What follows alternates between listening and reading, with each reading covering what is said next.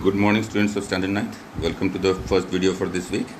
We will be taking up No Men Are Foreign by James Kirkup. As you see, it is written by James Kirkup. Let's have an introduction of him. He is a poet, a playwright, a novelist, and a traveler. He was born on April 23, 1918. His poetic career began with short verses, haikus, and tankas. A fellow of Royal Society of Literature in 1962. Obviously, this suggests he was from England. He died in May 10, 2009. See, students, this poet is about equality among human. It preaches universal brotherhood. The central idea is universal brotherhood. We see lots of people of different races, different color, and it's suddenly the moment we see a person of different race or different appearance from us, the first concept that comes into our mind is of alienation. They can't be one among us. They are different and there is something wrong with them because they are not like us. That's the natural idea. If we analyze further, if you go to a metro city, there these issues are less. Why? You will find people of various races, culture, countries, creed, and they work together. They don't really give much of importance to the race or the family values or the culture the person follows, the dress that person wears. And that's why these cities are metros. They develop. These cities are billion cities. They earn in billions. Reason is that they work together as one universal brotherhood exists over there. This is the idea the poet is trying to place in this poem. Now let's go to the stanza-wise explanation of this poem.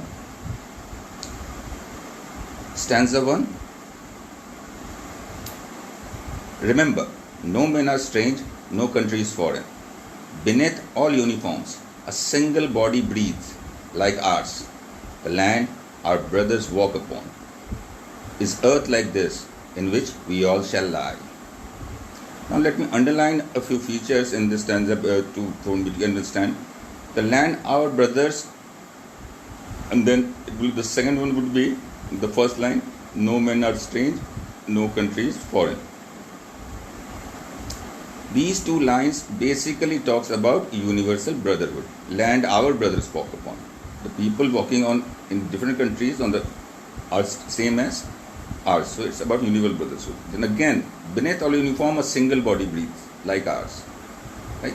It's about equality in human beings. Land our brothers walk upon is earth like this. It says it's after all the planet Earth. We have drawn borders on it. And the last part is, and this is the earth we will go inside. Doesn't matter which part.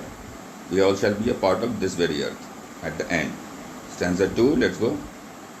They too, aware of the sun and air and water, are fed by peaceful harvests, by war's long winter thought.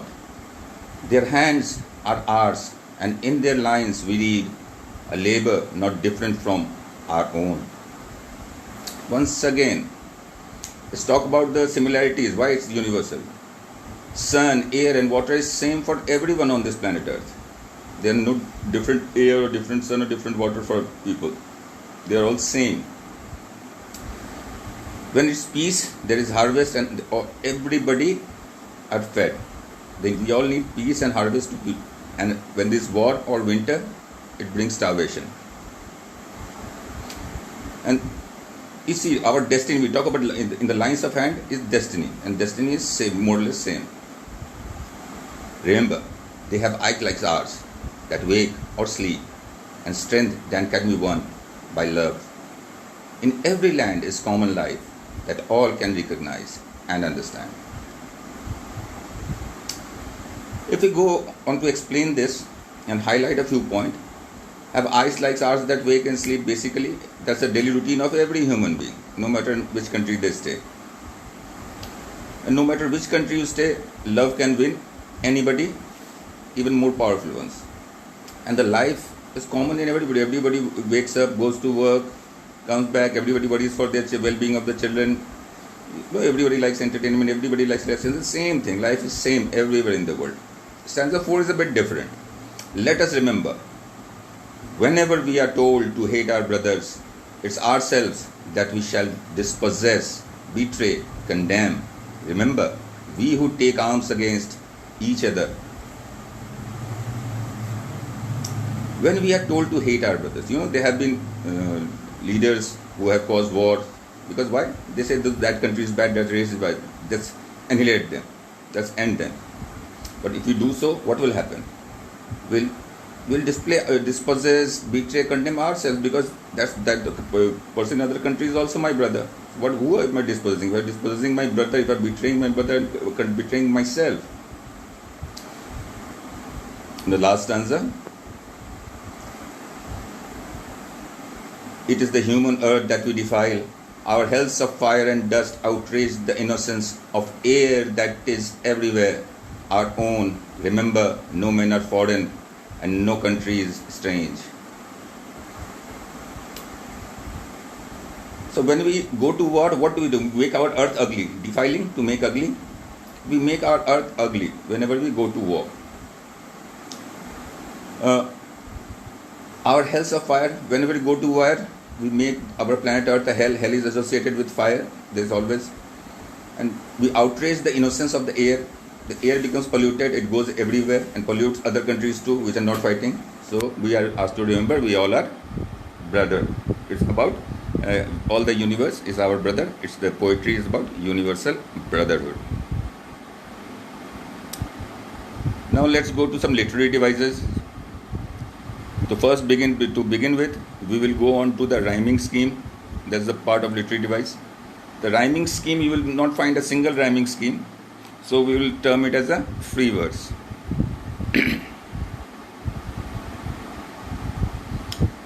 Now, alliteration, I have already told you, it's a close repetition of consonant sounds at the beginning of successive words. We know, all of you know what alliteration is.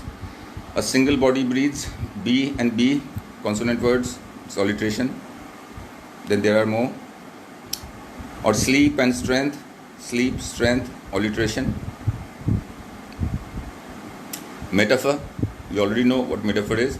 The figure of speech in a word or phrase is used to describe an object or action through comparison of unlikely things that I forgot to mention over here.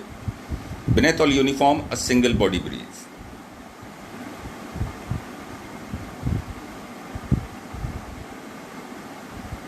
Uniform, while it defines militaries of different countries, different design, shape and culture. Uniform stands for, uniform is here used as a metaphor. And people wearing are all the same. So now let's go to the other one. War's long winter star. Now this is a proper metaphor, because war brings starvation, so does winter. So it's comparing war with winter, although both are not at all related, but both bring starvation. We're talking about Europe. Winter doesn't bring starvation in India, or most part of India rather. Maybe upper northern part it does. There is a lots of repetition in this poem. This poem is full of repetition, because repetition is at times used to create suspense. Repetition used to create flow, and repetition is also used to create emphasis. In this poem, repetition has been created to use emphasis, and it is used in different ways.